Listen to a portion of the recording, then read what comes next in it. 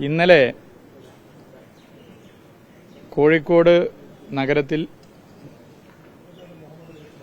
വളരെ മുമ്പ് തന്നെ കോളേജ് പഠനകാലം മുതൽക്കും അതിനു മുമ്പ് തന്നെ പരിചയമുള്ള സുഹൃത്തുക്കളുടെ കുടുംബ സുഹൃത്തുക്കളുടെ വീടുകളിലും ഓഫീസിലുമൊക്കെ ഇഡി രാവിലെ മുതൽ രാത്രി വരെ റെയ്ഡ് ചെയ്ത് അവരെയൊക്കെ ചോദ്യം ചെയ്ത വിവരം നിങ്ങൾക്ക് അറിയാം എന്നുള്ളതുകൊണ്ട് ഞാൻ ആവർത്തിക്കുന്നില്ല. ഇതിനു മുമ്പ് നിയമാനുസൃതമായി ഒരു ഇൻഡിവിജ്വൽ എന്നുള്ള നിലയിൽ ടി വീണ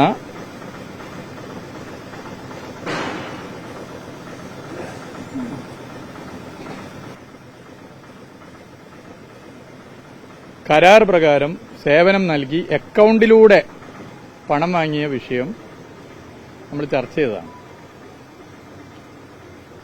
അപ്പോൾ ആ വിഷയവുമായി ബന്ധപ്പെട്ട് ഒരുപാട് വാർത്തകളും ഒരുപാട് കാര്യങ്ങളൊക്കെ തന്നെ വന്നിരുന്നു. അതിനോട് പൊതുവെ നിയമപരമായി നേരിടാനുള്ള തീരുമാനം കൈക്കൊണ്ടതിന്റെ ഭാഗമായി പ്രതികരിച്ചിട്ടില്ല. കാരണം നിയമപരമായി നേരിടുന്ന ഒരു വിഷയത്തിൽ കയറി ഓരോ കാര്യങ്ങളിലും ഓരോ വരുന്ന വാർത്തകളിലും അതുമായി ബന്ധപ്പെട്ട വിഷയങ്ങളിലും പ്രതികരിക്കുക എന്ന് പറഞ്ഞാൽ അതൊരു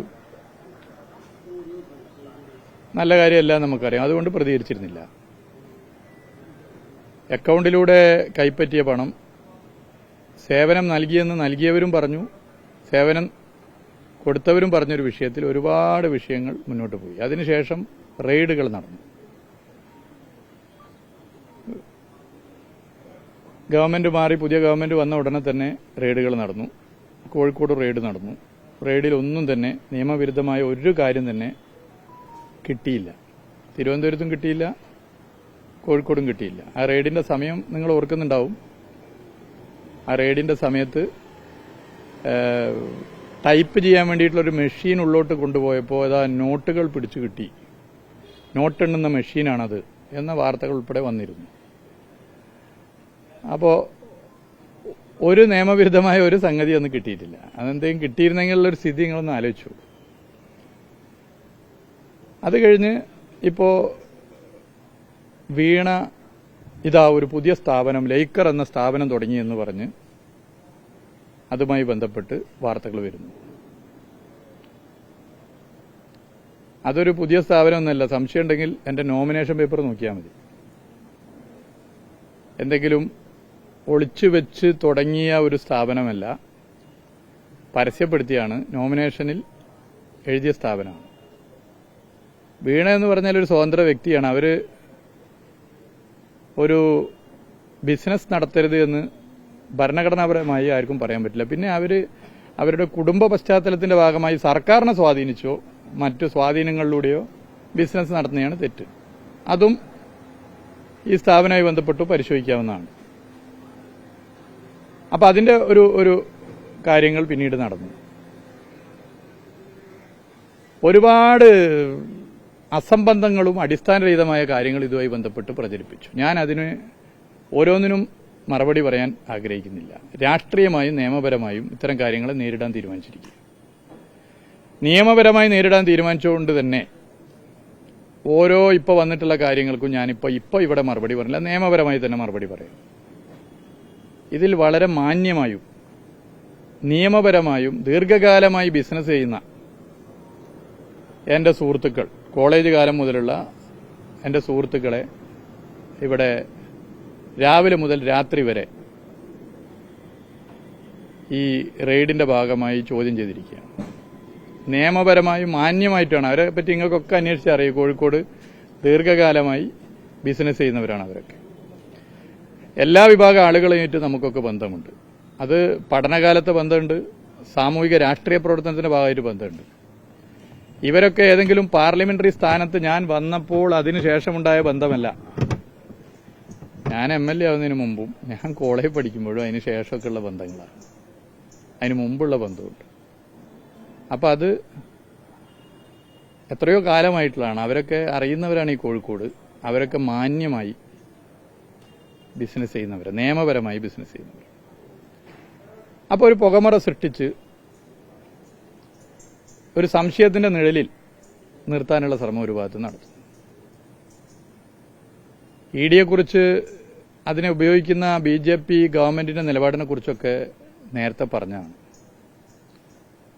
പല നിലയിലും കാര്യങ്ങൾ പറഞ്ഞാണ്. കേരളത്തിൽ ഇപ്പോൾ നമുക്കൊക്കെ ബന്ധങ്ങളുള്ള പല മേഖലയിലുള്ള ആളുകളുണ്ട്. തൊഴിലാളികളുണ്ട്, മറ്റു മേഖലകളിലുള്ളവരുണ്ട്, വ്യവസായികളുണ്ട്, ബിസിനസ്സുകാരൊക്കെ ഉണ്ട്. സ്വാഭാവികമാണ്. പലരായിട്ട് ബന്ധമുണ്ട്, ഇനിയും ബന്ധമുണ്ടാവും. ഇപ്പോൾ ഈ ഇന്നലെ ED കയറിയ വീട്ടിലെ ആളുകളുടെ ബന്ധം അതോട് ഇന്നോടുകൂടി അവസാനിക്കുന്നില്ല. അത് ജീവിതകാലം മുഴുവനുള്ള ബന്ധങ്ങളാണ്. അതുപോലെ പല ബന്ധങ്ങളും നമുക്കൊക്കെ ഉണ്ടാവും, നിങ്ങൾക്കും ഉണ്ടാവും, എല്ലാ മനുഷ്യർക്കും ഉണ്ടാവും. അത് പൊതുവെ നമുക്കറിയുന്ന കാര്യമാണ്. ഇവിടെ ED കേരളത്തിൽ പൊതുവെ നമ്മൾ എടുത്തു പരിശോധിച്ചാൽ ഏത് കേസിനെ പ്രസ് ചെയ്യുന്നുണ്ട്, ഏത് കേസിനെ എടുക്കുന്നുണ്ട്, പ്രസ് ചെയ്യാതെ പോകുന്നുള്ളതൊക്കെ ചർച്ച ചെയ്തതാണ്. ഇന്നലെ ഗോവിന്ദൻ മാഷും CPMന്റെ ജില്ലാ സെക്രട്ടറിയൊക്കെ പറഞ്ഞു. ഞാൻ അതിലേക്ക് പോകുന്നില്ല. അപ്പൊ ഈ വിഷയം രാഷ്ട്രീയമായി നേരിടാൻ തന്നെയാണ് പാർട്ടി തീരുമാനിച്ചിട്ടുള്ളത്. ഞാനും ഇതുകൊണ്ടാകെ ഭയപ്പെട്ട് ഓടാനൊന്നും തീരുമാനിച്ചിട്ടില്ല. അങ്ങനെയുണ്ട് ചില MLA-മാര് കൈപ്പത്തിയിലും മറ്റുമൊക്കെ ജയിച്ചിട്ട് ED-നെ പേടിച്ച് BJP ആയവർ. BJP ഉയർത്തുന്ന അപകടകരമായ രാഷ്ട്രീയത്തെ ഇന്നലെ എതിർത്ത പോലെ ഇന്ന് എതിർക്കുന്ന പോലെ നാളെ എതിർക്കും. അത് തല പോയാലും അതിനെതിരെ ഫൈറ്റ് ചെയ്യും. അതിനെ എന്തെങ്കിലും കാണിച്ച് ആരെയും പറഞ്ഞ് പേടിപ്പിച്ചാൽ അങ്ങനെ പേടിച്ചു പോകുന്നവരല്ല ഞങ്ങൾ എന്നുള്ളത് ചൂണ്ടിക്കാട്ടാൻ ആഗ്രഹിക്കുന്നു. ഇതുമായി ബന്ധപ്പെട്ട് ഒരുപാട് അസംബന്ധങ്ങൾ, വാർത്തകളൊക്കെ വരുന്നു. ഞാൻ അതിന് നിയമപരമായി നേരിടുന്നതുകൊണ്ട് മറുപടി പറയേണ്ടതില്ല എന്നാണ് പൊതുവെ ഞാൻ നിയമവിദഗ്ധരുമായിട്ടും കൂടി ആലോചിച്ചപ്പോൾ, കാരണം അത് പറയേണ്ട ഘട്ടങ്ങളിൽ പറയാം, ആലോചിച്ചപ്പോൾ പൊതുവെ എനിക്ക് തോന്നുന്നു. എന്തായാലും രാഷ്ട്രീയമായും നിയമപരമായും ഇത്തരം വിഷയങ്ങളെ കാണും എന്നുള്ളതാണ് ചൂണ്ടിക്കാട്ടാനായത്.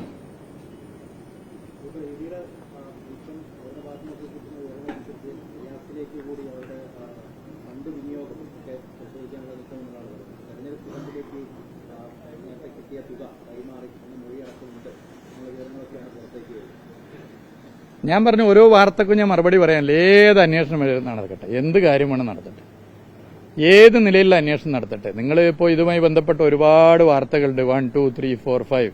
ഞാൻ അതിന് ഓരോന്നിനെയും പർട്ടിക്കുലർ കാര്യത്തിന് മറുപടി പറയില്ല. ഏത് അന്വേഷണം വേണമെങ്കിലും ഇതുമായി ബന്ധപ്പെട്ട് നടക്കട്ടെ, ഏത് അന്വേഷണം വേണം നടക്കട്ടെ.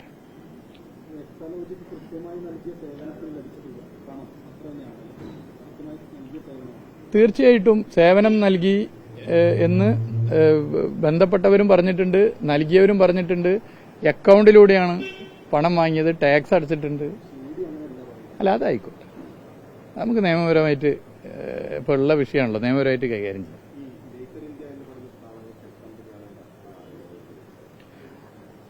അത് ഇപ്പോൾ പെട്ടെന്നാണ് വന്നിരിക്കുന്നത്, പെട്ടെന്നാണ് അത് ഒരു വാർത്തയായി വന്നിട്ടുള്ളത്. ഒരു പുതിയ സംഭവം കിട്ടിയതുപോലെ. എന്റെ നോമിനേഷൻ പേപ്പർ നിങ്ങൾക്ക് പരിശോധിക്കാം. നോമിനേഷൻ പേപ്പറിൽ സ്വാഭാവികമായിട്ടും സ്ഥാനാർത്ഥിയാവുന്ന ആളുടെ ഭാര്യ എന്നുള്ളതിൽ ഭാര്യയുടെ സ്ഥാപനങ്ങളെക്കുറിച്ച് എഴുതിയിട്ടുണ്ട്, അതിൽ ഈ സ്ഥാപനത്തെക്കുറിച്ച് എഴുതിയിട്ടുണ്ട്. പിന്നെ ഒരു രാഷ്ട്രീയ നേതാവിന്റെ മകളായതുകൊണ്ട്, ഒരു രാഷ്ട്രീയ പ്രവർത്തകന്റെ ഭാര്യ ആയതുകൊണ്ട്, അതും ഹൈലി എഡ്യൂക്കേറ്റഡ് ആയിട്ടുള്ള നല്ല BTech ഉൾപ്പെടെയുള്ള ക്വാളിഫിക്കേഷനുള്ള ഒരു വ്യക്തി, ഒരു സ്ത്രീ ഒരു ബിസിനസ് നടത്തരുത് എന്ന് പറഞ്ഞാൽ അത് ശരിയാണോ? അത് ശരിയാണോ? അതിൽ മറ്റെന്തെങ്കിലും സ്വാധീനം, നമ്മുടെ ആരുടെയെങ്കിലും സ്വാധീനത്തിന്റെ, ഭരണ സ്വാധീനത്തിന്റെ ഭാഗമായിട്ടാണെങ്കിൽ തീർച്ചയായിട്ടും പരിശോധിക്കാം.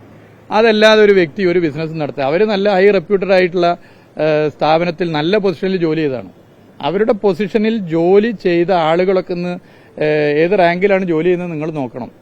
അങ്ങനെയുള്ള ഒരാളുകൾ ഇതുപോലെ കൺസൾട്ടൻസിയും മറ്റു കാര്യങ്ങളൊക്കെ ചെയ്യുകയാണെങ്കിൽ എങ്ങനെയാണ് അതിന്റെ ഫീസ് എന്നുള്ളത് നിങ്ങൾ പരിശോധിക്കണം. ഞാൻ എന്റെ മറ്റു ടെക്നിക്കൽ വശങ്ങളിലേക്കൊന്നും പോകുന്നില്ല. അതുകൊണ്ട് അവരൊരു ഇൻഡിവിജ്വലാണ്,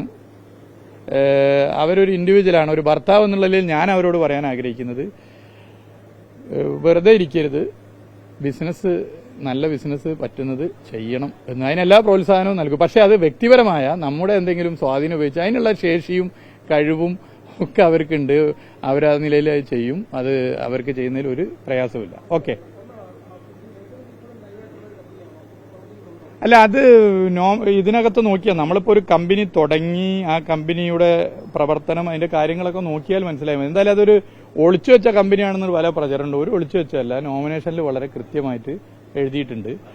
പിന്നെ ഒരു സ്ഥാപനം തുടങ്ങി അത് വിജയകരമായി പോകുന്നുണ്ടെങ്കിൽ അത് തുടരാനും, ഇനി അത് വിജയകരമല്ലെങ്കിൽ അത് വേണ്ടാന്ന് വെക്കാനൊക്കെ ഉള്ള അവകാശം തീർച്ചയായിട്ടും സ്ഥാപനം നടത്തുന്നവർക്കുണ്ട്. ഇനി വിജയകരമായി പോകുന്നതും വേണോ വേണ്ടയോ അല്ലെങ്കിൽ മറ്റു സ്ഥലത്തേക്ക് പോകണമെന്നൊക്കെ ഒരു സെപ്പറേറ്റ് ഇൻഡിവിജ്വലാണ്.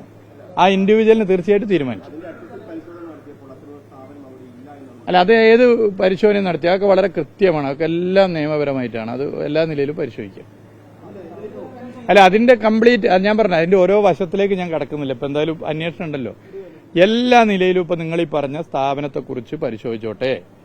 ഞാനത് വളരെ കൃത്യമായി നോമിനേഷനിൽ എഴുതിയതാണ്. എല്ലാ പരിശോധനയും നടത്തി. ഞാൻ അതിന്റെ ഓരോ 1, 2, 3, 4, 5 മറുപടി പറയുന്നു.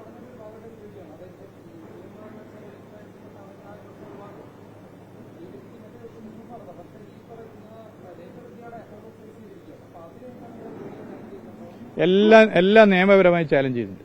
നിയമപരമായി നേരിടും. നിയമപരമായി വിഷയങ്ങളെ നേരിടും. ഞാൻ ഇതിന്റെ ഭാഗമായി ഓരോ കാര്യത്തിനെയും പറയുന്നില്ല. നിയമപരമായ വിഷയങ്ങളെ നേരിടും.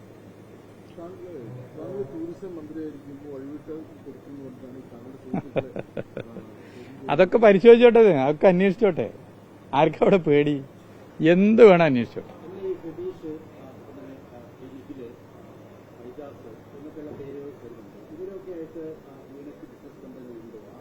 ഞാൻ പറഞ്ഞല്ലോ, എല്ലാ കാര്യവും പറഞ്ഞു. ഇതൊക്കെ നമ്മുടെ സുഹൃത്താണ്, കുടുംബ സുഹൃത്താണ്.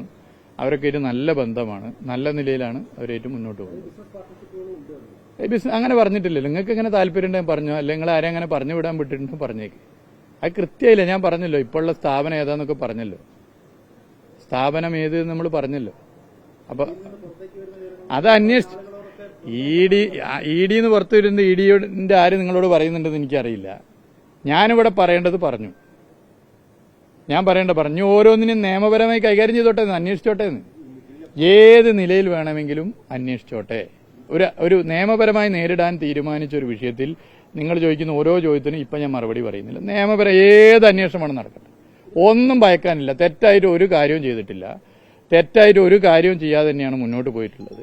ഇ ഡിയെക്കുറിച്ച് പൊതുവേ നിങ്ങൾക്കൊക്കെ അഭിപ്രായങ്ങൾ ഉണ്ടാവും. നിങ്ങൾക്ക് പറയാനും ഒക്കെ മടിയും ഉണ്ടാവും, അഭിപ്രായം ഉണ്ടാവും. ഇ ഡി കേസുകളുടെ എണ്ണം, ഇ ഡി കേസുകളുടെ കൺവിക്ഷൻ റേറ്റ്, ഇ ഡി കേസുകൾ ഇപ്പോൾ ബി ജെ പിയുമായി ബന്ധപ്പെട്ട പല ഗൌരവമുള്ള കേസുകൾ അന്വേഷിക്കാത്ത പ്രശ്നം, ഈ കേരളത്തിന്റെ പല ഭാഗത്തും പലർക്കും ഉണ്ടായിട്ടുള്ള കൈപ്പേറിയ അനുഭവങ്ങൾ, ഇതൊക്കെയുണ്ട്. അപ്പോൾ ഇതിനെ ചാലഞ്ച് ചെയ്തുകൊണ്ട് നിയമപരമായി നേരിടാനാണ് തീരുമാനിച്ചത്.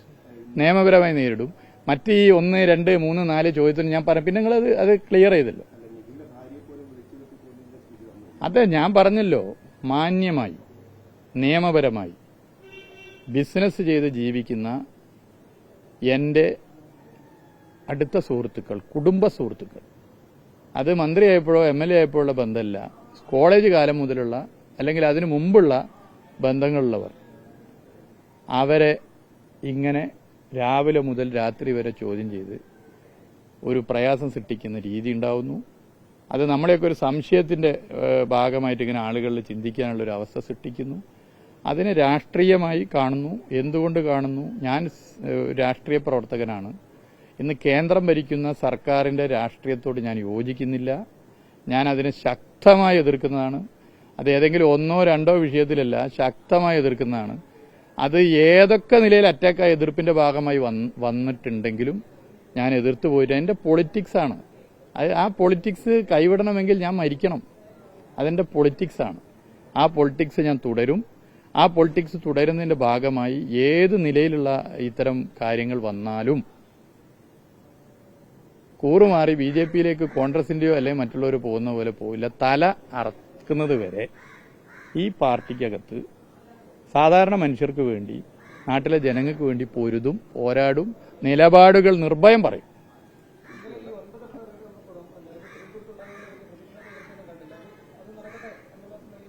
അല്ല, ഇന്നലെ അത് പാർട്ടി ജില്ലാ സെക്രട്ടറി ഒക്കെ വ്യക്തമാക്കി. നല്ല ഗംഭീര പ്രതിഷേധ പ്രകടനം അതുമായിട്ട് ബന്ധപ്പെട്ട് നടന്നിട്ടുണ്ടല്ലോ.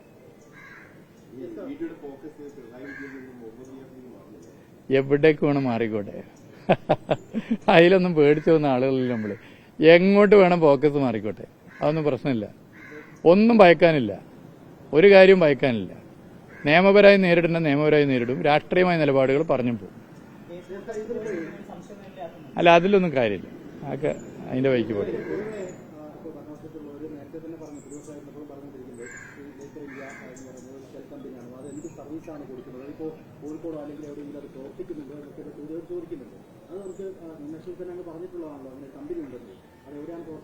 അത് നോമിനേഷനിൽ പറഞ്ഞിട്ടുണ്ട്, കൃത്യമായിട്ട് പറഞ്ഞു. നിങ്ങൾ ബിഗ് ടി വി അതിലൊരു പ്രത്യേക താല്പര്യം എടുത്തു എന്നുള്ളവരെ എനിക്കറിയാം. ഒരു പ്രത്യേക താല്പര്യം നമ്മുടെ ബിഗ് ടി വി എടുത്തു, നമ്മുടെ സാനിയ ഉൾപ്പെടെ അതിൽ പ്രത്യേക താല്പര്യം എടുത്ത വിവരം ഞാൻ മനസ്സിലാക്കുന്നുണ്ട്. അത് അതിന്റെ വഴിക്ക് നടക്കട്ടെ, ആ താല്പര്യങ്ങൾ നടക്കട്ടെ. അത് നോമിനേഷനിൽ വളരെ കൃത്യമായി അതിനെക്കുറിച്ച് പറഞ്ഞിട്ടുണ്ട്. നോമിനേഷനിൽ വളരെ കൃത്യമായി പറഞ്ഞിട്ട് ബാക്കി എന്തെങ്കിലും ഉണ്ടെങ്കിൽ അന്വേഷണ ഏജൻസികൾ അന്വേഷിക്കട്ടെ.